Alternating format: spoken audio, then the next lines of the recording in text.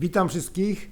Dzisiaj odcinek na temat komputera już dość starego, mianowicie Lenovo M93P. I taki komputer możecie dostać na wyprzedażach za jakieś 100 zł, może 200 zł. I jest to najtańsza alternatywa, aby mieć sprawny komputer z systemem macOS.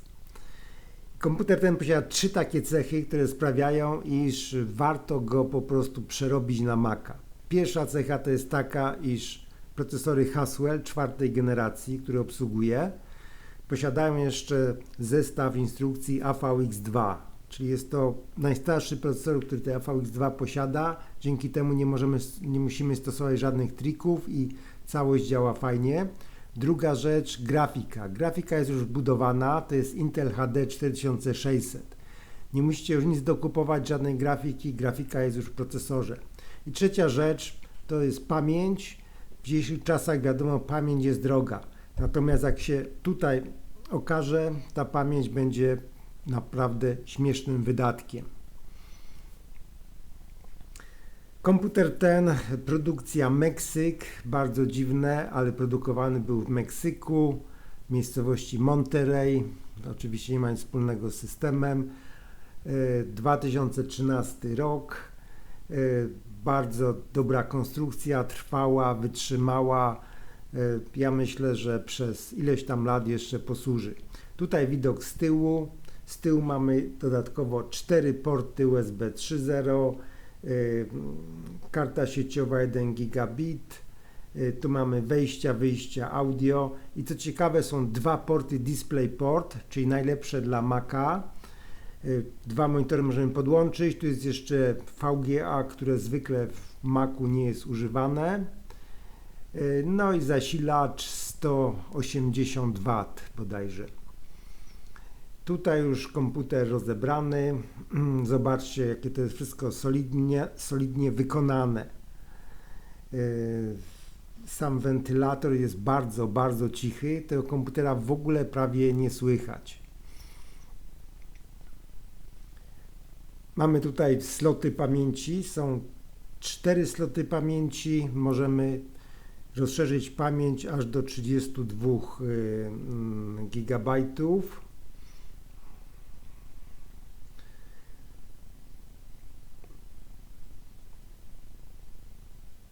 Tutaj jeszcze jest dodatkowo napęd DVD, no i ten wentylatorek, który jest ale to bardzo cichy.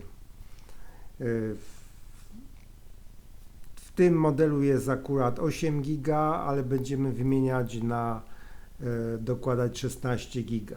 No widzicie, ten napęd DVD jeszcze, którego obecnie się prawie nie używa.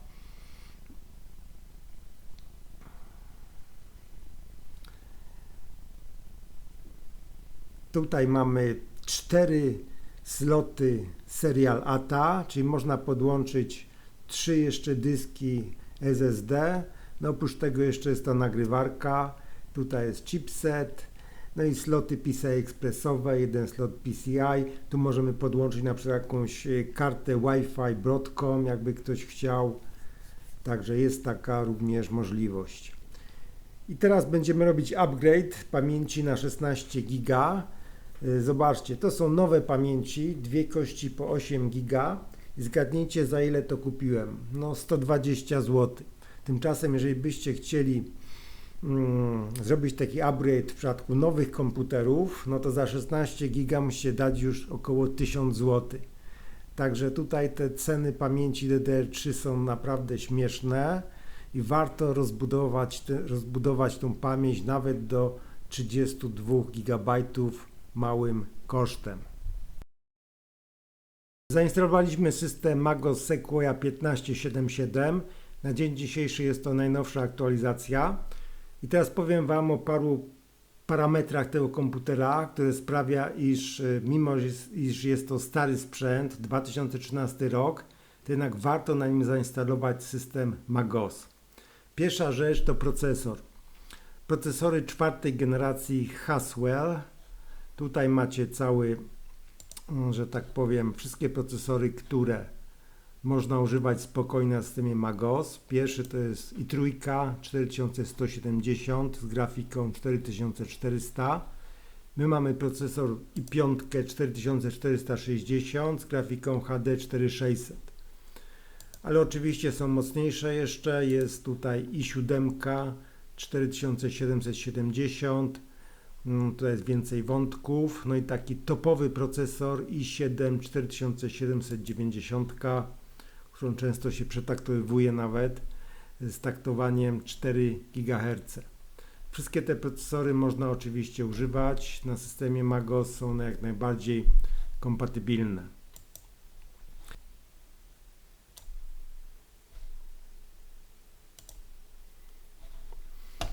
Tak więc raport systemowy. Komputer pracuje jako iMac 22. Audio oczywiście działa, jest sprawne. Ethernet, standardowa karta 1 gigabit. Karta graficzna HD 4600 i zobaczcie jeszcze tutaj na możliwości tej grafiki, mianowicie może nam wyświetlać obraz 4K, czyli możemy podłączyć sobie dwa monitory 4K w 60 Hz.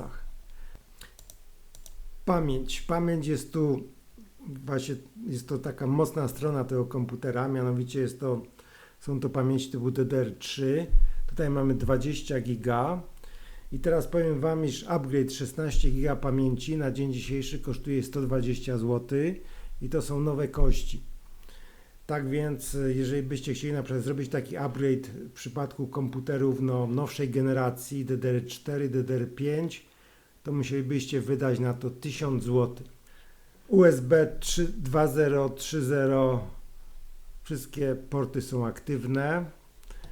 Karta Wi-Fi. Wi-Fi tu mamy taki adapter, jest to adapter Realtek. On jest instalowany metodą, którą tam wiele razy Wam pokazywałem. I to działa oczywiście, 2,4 giga, 5 giga, jak najbardziej to wszystko tutaj ładnie działa, ten internet.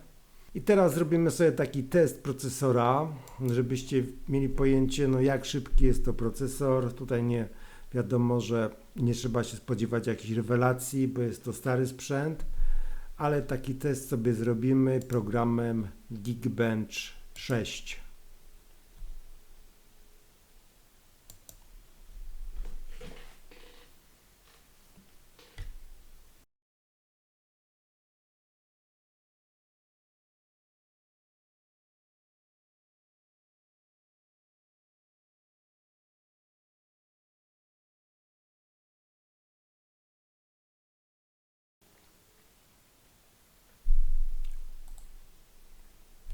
I nasz wynik 2776 multicore.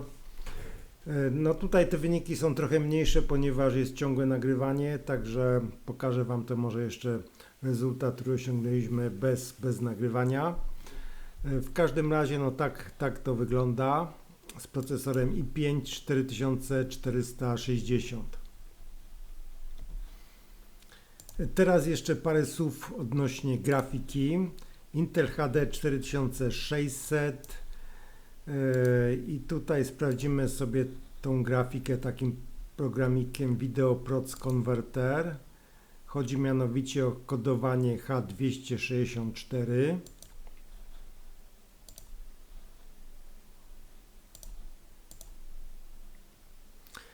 I zobaczcie, tutaj H264 jest jak najbardziej dostępne, natomiast już nowsze kodowanie HEVC jest niedostępne, ponieważ jest to procesor starego typu, że tak powiem, już nie obsługuje tego H265 i innych kodeków, ale H264 jak najbardziej.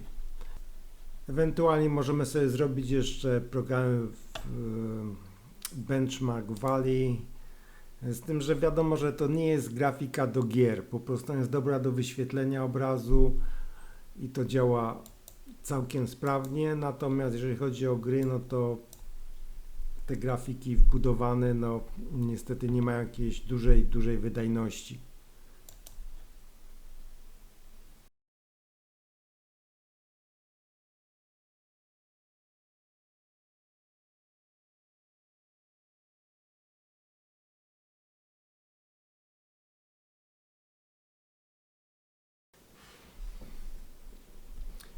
Czyli tak można było się spodziewać, no 7,5 klatek, no to oczywiście nie jest jakiś rewelacyjny wynik, ale ta grafika nie jest dostosowana do jakiejś, no powiedzmy, gier 3D.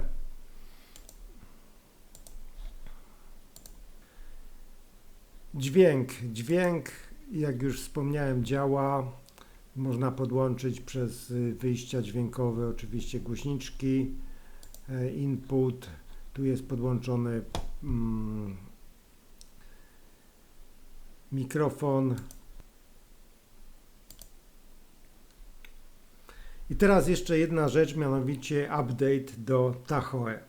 I powiem Wam, iż update teoretycznie jest to możliwy, natomiast wymagałoby to zastosowania karty ATI Radeon, z tym, że karta Radeon musiała być w formacie low profile, czyli niskoprofilowa.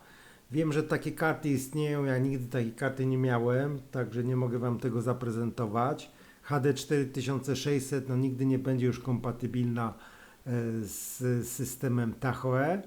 Jednak myślę, iż komputer ten no, nie jest przystosowany do takich systemów jak Tahoe, ponieważ mają one zbyt wysokie wymagania odnośnie właśnie grafiki. I tutaj wejdziemy sobie na Software Update. Możemy zobaczyć, czy coś nam wejdzie.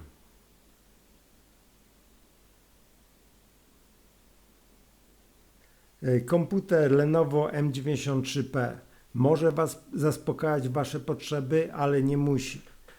Możecie na nim oglądać filmy, możecie przeglądać strony internetowe, robić różne rzeczy, które nie wymagają zbyt dużej mocy obliczeniowej.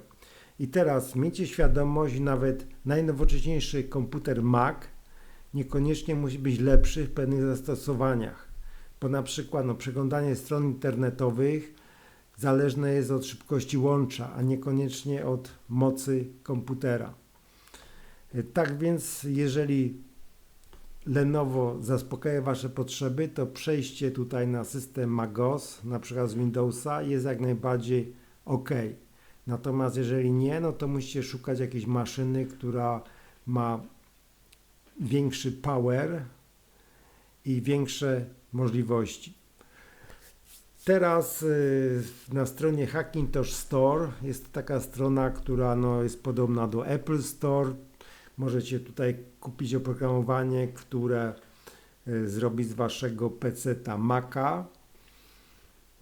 Także myślę, że jest to bardzo dobra propozycja. Jeżeli sobie wejdziecie tutaj na Lenovo M93P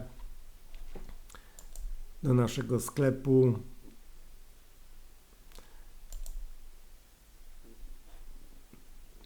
tutaj pod systemem Sequoia można ściągnąć z naszego serwera oprogramowanie, można go dostać na pendrive'a albo ewentualnie na dysku, już oczywiście jako gotowy system do pracy. I teraz uwaga, dla widzów tego kanału zniżka 50% na każde oprogramowanie do Lenovo M93P. I cóż, to wszystko w tym odcinku. Dziękuję za uwagę i zapraszam do oglądania następnych produkcji.